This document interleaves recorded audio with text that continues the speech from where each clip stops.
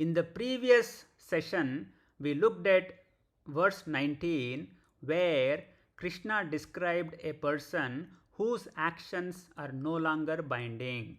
He said that when knowledge clarifies the nature of action, the sense of doership begins to reduce. But that raises a practical question.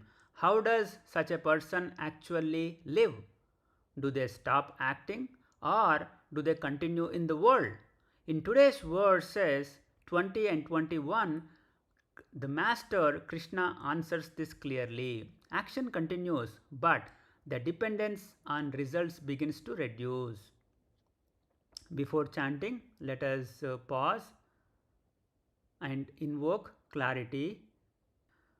Om Sahana Bhavatu Sahanau Bhunaktu Sahaviryam Karavavahaihi Tejasvinavadhitamastu ma vidvishavahaihi.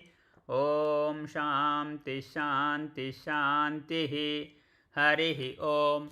Shri Gurubhyo Namaha. Harihi Om.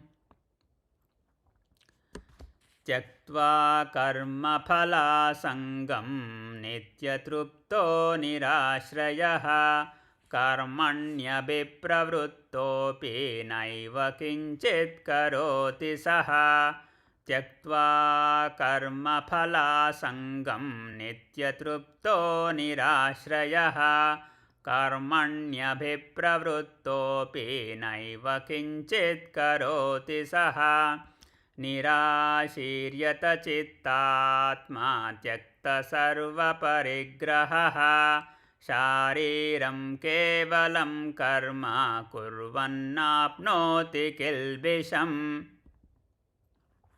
Krishna, the Master, describes a person who continues to act, yet is no longer dependent on the results of action. The shift is not in what they do, it is in how they relate to what they do. Something changes internally. Attachment to outcomes reduces. The need to secure identity through success or recognition weakens. A quiet sense of contentment begins to stabilize. Such a person still works, still participates, still fulfills responsibilities, but the constant psychological pressure around action begins to drop. Verse 21 adds another layer. Even while acting, such a person remains lightly engaged. They take what is necessary.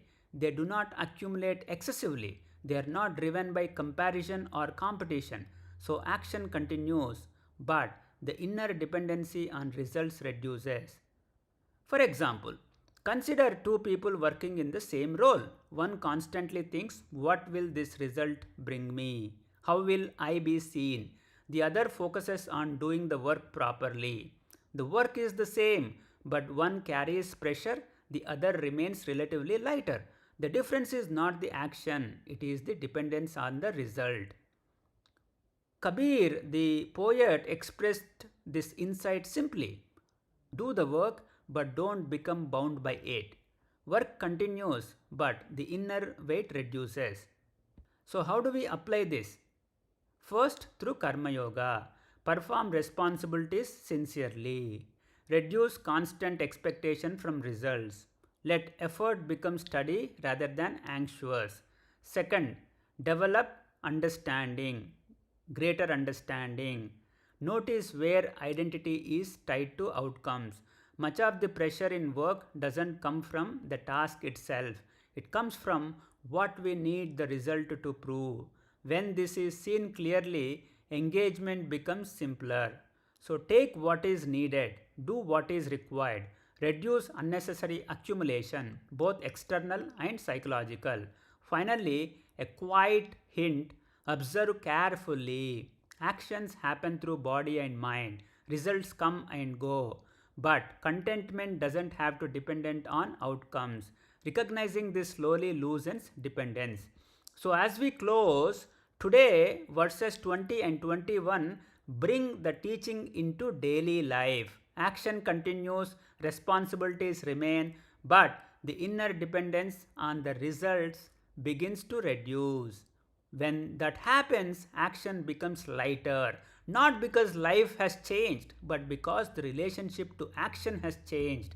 Om Shanti Shanti Shanti Harihi Om Shri Gurubhyo Namaha Harihi Om Swadhyaya Pravachanabhyam Na Pramaditavyam.